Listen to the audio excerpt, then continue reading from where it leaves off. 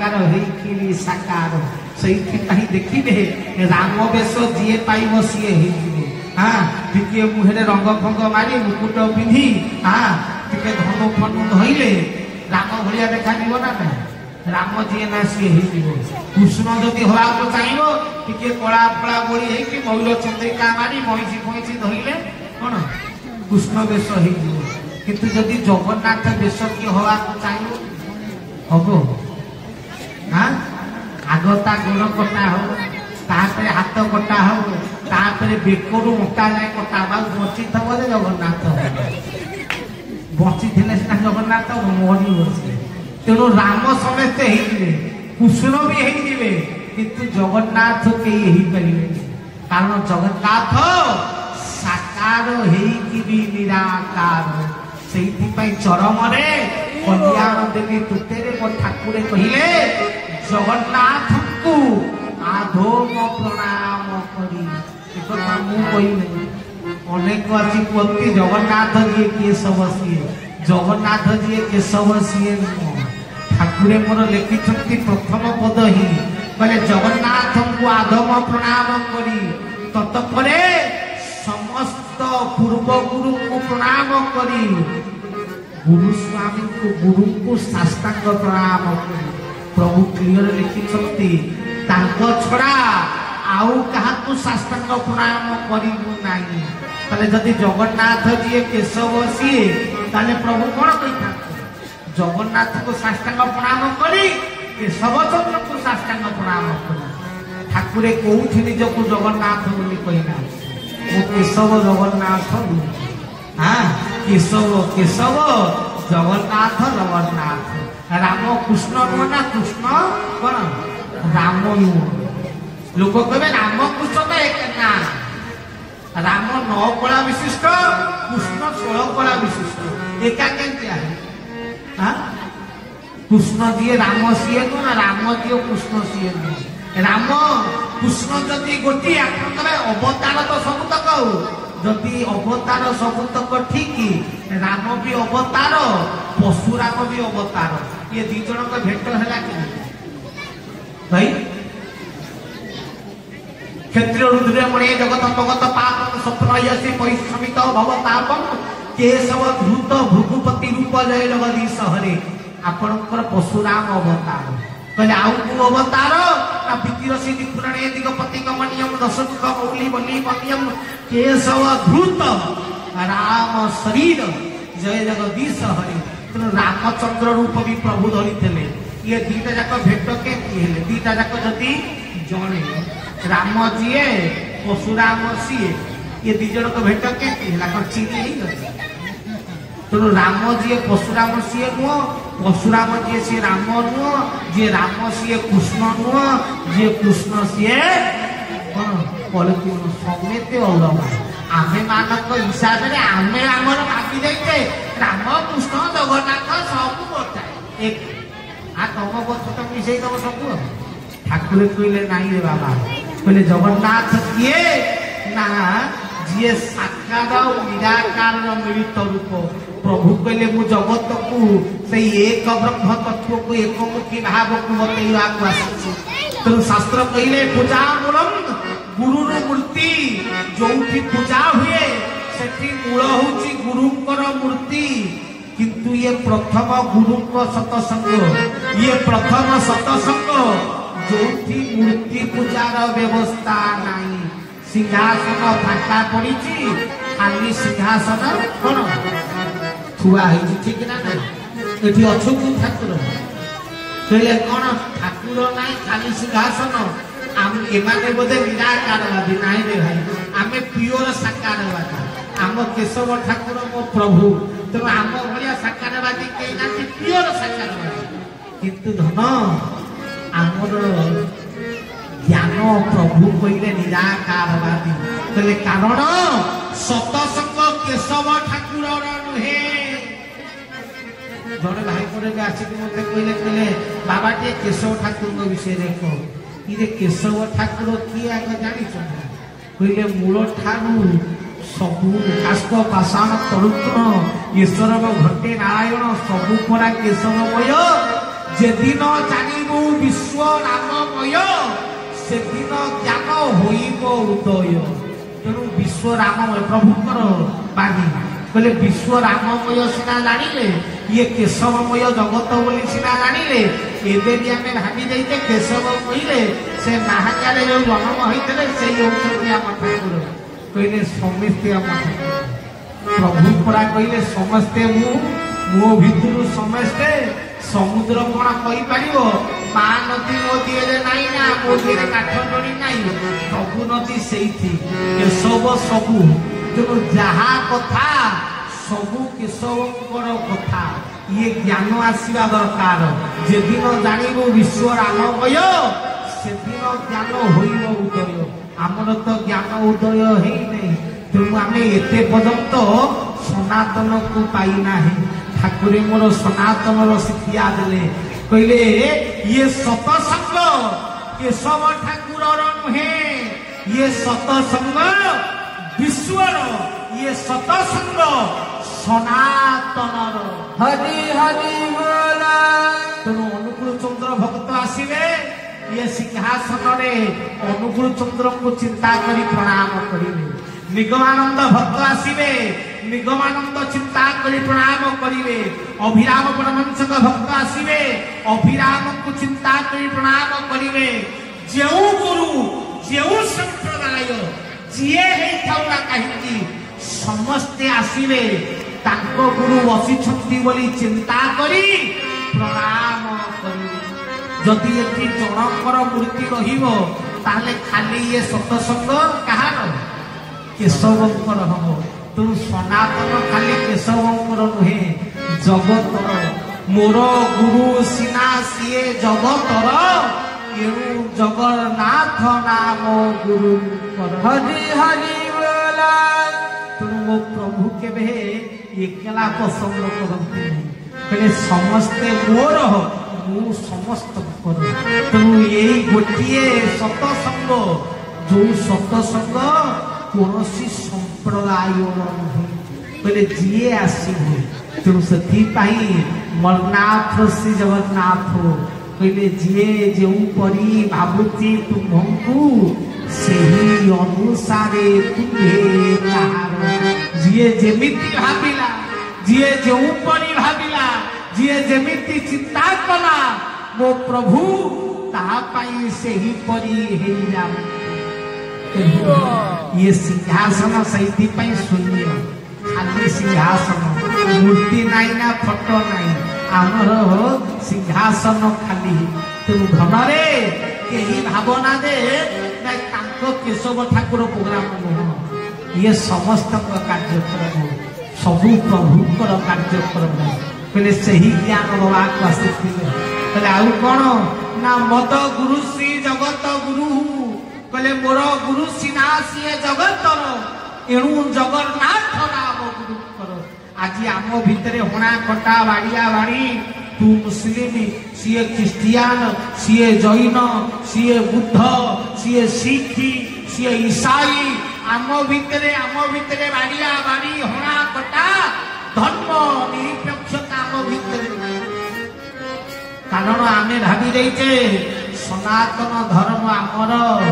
କେତେ ଜଣ ଏବେ ତ ଟିଭିରେ ରେଡିଓରେ ନା କେଡ଼େ ସୁନ୍ଦର ଭାବରେ ଲୋକଙ୍କ ମାନଙ୍କୁ ବି ଜ୍ଞାନ ଦଉଛନ୍ତି। କହିଲେ ଆଜି ସନାତନ ଧର୍ମ ଖତରାରେ ପଡୁଛି। ହିନ୍ଦୁ ଧର୍ମକୁ ବଞ୍ଚେଇବା ଦାୟିତ୍ୱ ତୁମର। ରକ୍ଷା କର, ନହେଲେ ସବୁ ଧ୍ୱଂସ କରିଦେବେ। ଆରେ କୃଷ୍ଣ ପରା ଗୀତାରେ କହିଲେ ଯଦା ଯଦା ଧର୍ମସ୍ୟ ଗ୍ଲାନିର୍ଭବତି ଭାରତ ଅଦ୍ଭୁତାନ ଧର୍ମସ୍ୟ ତଦାତ୍ମାनं ସୃଜାମ୍ୟହଂ ପରିତ୍ରାଣାୟ ସାଧୂନାଂ ବିନାଶାୟ च दुष्कृतं धर्म संस्थापनार्थाय संभावामि जुगे जुगे। सनातन छाड़िकी किछि धर्म अछि नाही। आमर नीति, आम नियम, आम संस्कृति, आम लक्ष्य, आम ज्ञान बिना धर्म गठित होई पारिबो नाही। आमको छुआ बेलू कौन शिखाई? जीए पुण्य करिव, जीए प्रभु मानक चलिव, से कौठी की जीव? स्वर्ग जीव। जी पाप कर नरक को जीव शिखई ना नहीं छुआ बेलू आम शुणी ना नहीं आम शास्त्र लिखाई ना नहीं मुसलमान शास्त्र पुराण कौन लिखाई कहले जी आल्लाह कथा मानिब सी जन्नत जीव जी न मानिब सी जेहेनुम ख्रीस्टियान बाइबल कौन लिखाई कहले जी धर्म पथरे चलो सी हेवेन को जीव जी न मानिब सी कौटी जीव हेल को जीव भाई हेल अर्थ कौन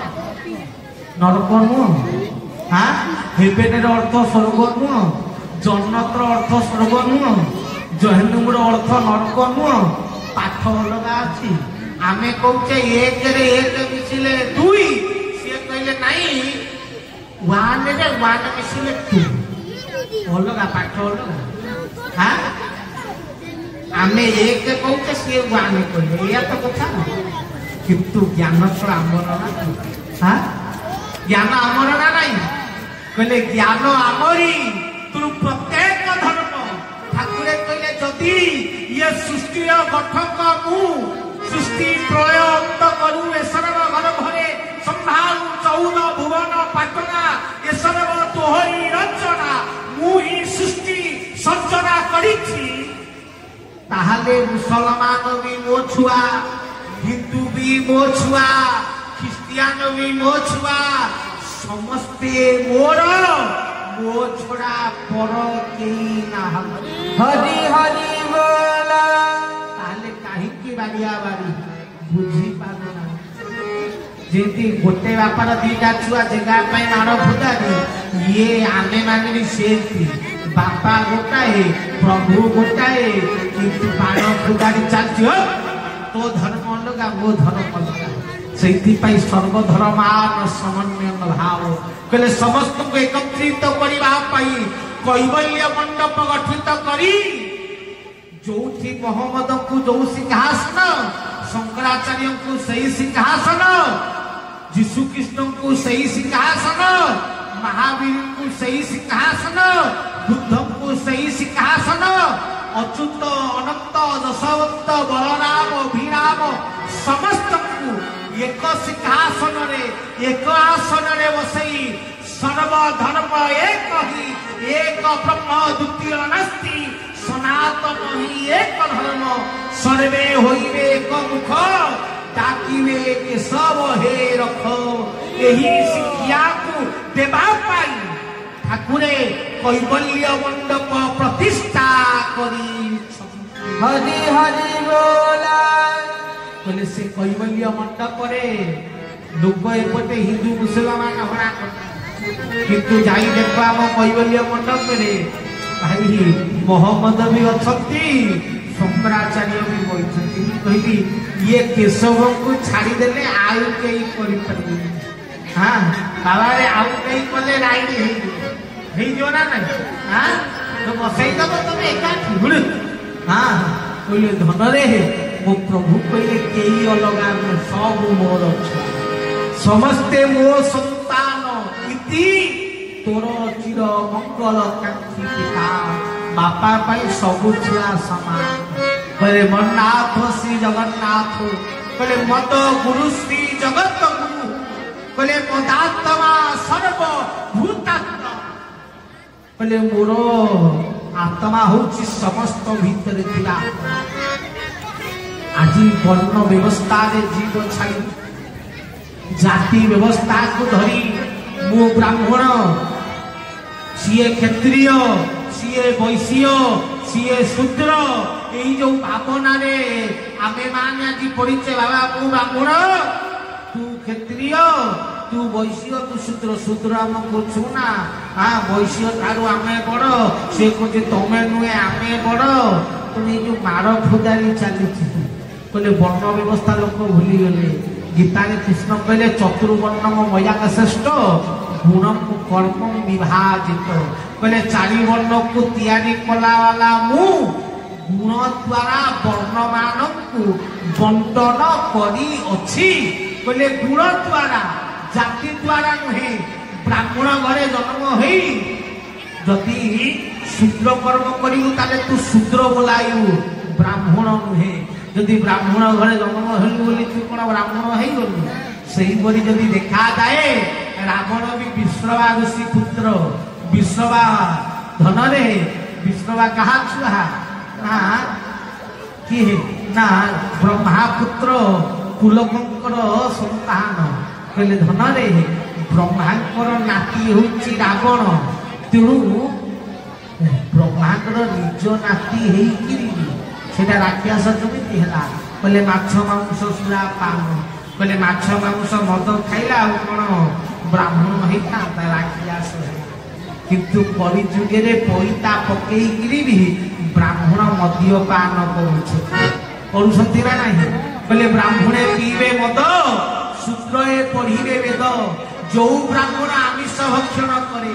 जो ब्राह्मण मद्यपान करे से ब्राह्मण जन्म हेले मध्य ब्राह्मण परिवार तार ब्राह्मण होबार योग्यता कहले कहले क्षत्रिय कुल जन्म होई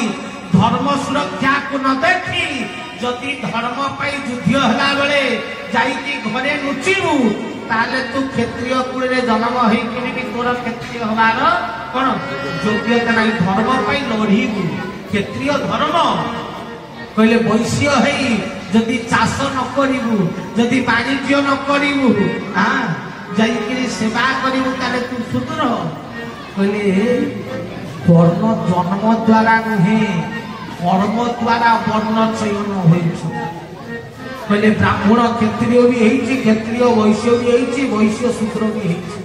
आम खुड़ी राजा गजपति को जदि उपाधि पढ़िबे लिखा हेइछि महाविराट वीरवर नवकर्ण कटकेश्वर हां गौरेश्वर लिखा हेइछि पढ़िछन्ति आपण गजपति कोन कुआ जाय गौरेश्वर गौरेश्वर कहीं कुआ गौर मान कौन पाई ना दीटा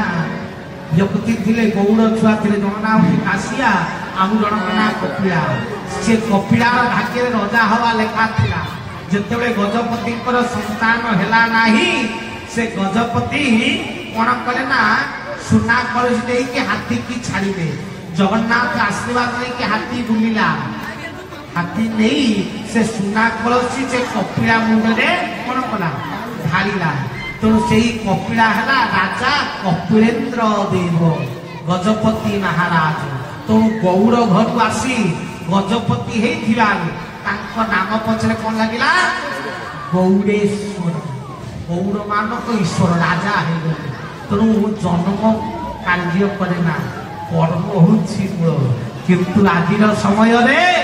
जन्म को दृढ़ता करी मु ब्राह्मण घर जन्म होइछि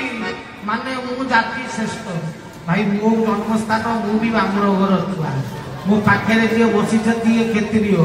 मो सहित जो माने प्रभु कार्य रे सहाय्य करछथि सीए शूद्र मो गाड़ी जे चलौछि सीए वैश्य चिंता कर इरे भाई वर्ण व्यवस्था आसीला को ब्राह्मण था कहले भगवान देले किंतु कर्म सीना देखिबू जन्म देखिबू कि ठाकुरे कहले यही जाति भावना को यही जाति प्रेम को विनाशित करबा वर्ण व्यवस्था को पुनर्वाय फेलैबा बोले मदात्मा सर्वभूतात्मा समस्त आत्मा को देखिबा जन्म नुहे जाति नुह घर नुह कहले आत्मा को देखो ताकू देखिबा निमंते प्रभु आसी कहले प्रभु मोर सही पाई ही जन्म हो ये वर्ण व्यवस्था को विनाश करबा कारण जगन्नाथ मंदिर रे कालिया शांत को निकट रे प्रभु भक्त मागिथिला से भक्तर मागुरी को रक्षा करे भक्तर ना होछि साधुआ जना प्रभु को निकट रे बाहरे कौन करे आरती बेले ढोल बाड़ाए आगुरु जो माने कौन जाति रे पाण थिले से माने ढोल ढोल बाड़ाती ठीक अछि ढोल बजाती किंतु मंदिर रे शूद्र को प्रवेश निषेध थिला हम जगन्नाथ मंदिर रे शूद्र प्रवेश कौन करू नथिले कहले काहे कि ना शूद्र जाति होचती अच्युति अच्युति हवार कारण कौन ना सत्य जुग रे छलय शिल्प मणे बड़ी मधुता आवन बदन कनीर जनित जन पावन केशव धृत वामन रूप सत्य जुगरे भगवान वामन अवतार रे आपणकर ब्राह्मण कुल रे आविर्भाव होइथिले छलयसी विप्र मणे विप्र कुल रे प्रथम अवतार धरिबारु विप्र वाला पैसा प्राप्त करी जाति श्रेष्ठ ब्राह्मण को कुआगला तृतीय आसिला भगवान जन्म हेले कौ घरे ना रघुवंश कूल क्षत्रिय कूल तेणु जातिर द्वितीय स्थान क्षत्रिय को दिगला क्षत्रिय को भी पैसा पिंधार अधिकार प्राप्त है तेणु जाति द्वितीय हेले क्षत्रिय तृतीय द्वापर है बहुशी बखुशी विशद देवसन जल भाव हलयत भीत मिलित जमुनाभम केशव धृत हलधर रूप भगवान द्वापर जुगे हलधर रूप धारण कले गौर घरे जादव कूल तेणु वैश्य कूल जात हबारू वैश्य कूल उद्धार है गौर माने पैता पाइबार बा ब्रह्म पैता धारण विधि प्रदानित है सत्य ब्राह्मण प्रभु जन्म हबारू पाइले तृतीय प्रभु जन्म हबारू क्षत्रिय पाइले द्वापर प्रभु जन्म हबारू वैश्य भी पाइले किंतु गोटे जाति रहीगला कौ जाति शूद्र जाति हाँ तेणु ये शूद्र जाति घरे प्रभु जन्म तीन जुगे हेले तेणु समस्ते कहले मते कली जुगे हेबे ताकू पैसा बोधे मिलिबो कली जुगर प्रथम अवतार निंदसी हह शत्रु दातम सदय हृदय दशित पशु घातम केशव धृत हाँ बुद्ध शरीर भगवान एते बुद्ध अवतार नेले आपणकर शूद्र घरे नुह क्षत्रिय कुल जन्म हेले तेणु समस्ते कहले ताहले ये शूद्र गुड़ाक अपवित्र बोली याक घरे भगवान आसिले तेणु ब्राह्मण घरे आइले क्षत्रिय घरे आइले वैश्य घरे आइले ये शूद्र घरे कहीं आइले ये शूद्र घर है अपवित्र या छुईले तमें कौन छुआ अपवित्र हम एगुड़ाक अछुत असंस्कारी तेणु भगवान याक कूल जन्म हेले तेणु शूद्र जाति को अपवित्र कही ये जाति कौन कला ना तीन वर्ण शूद्र जाति को अछुति कही दूरे बसई देले किंतु धन भक्त को कौन बसई पारे दूर तेणु जगतर ठाकुर जगन्नाथ महाप्रभु हाँ कालिया गोसाई भगत भगवान दुई भाविले भिन्ना भिन्न नाही सही कालिया शांत निकटरे शूद्र तो मंदिर प्रवेश नथिला किंतु सेवा थिला तेणु ये साधुआ जना बाहर ढोल बाराए भितर आरती हुए दिने साधुआ चिंता कला कहले ठाकुरे तो आरती रे डेली ढोल बाड़ाऊे टिके आरती तोर देखती नहीं भाविकी मंदिर भितर पशिगला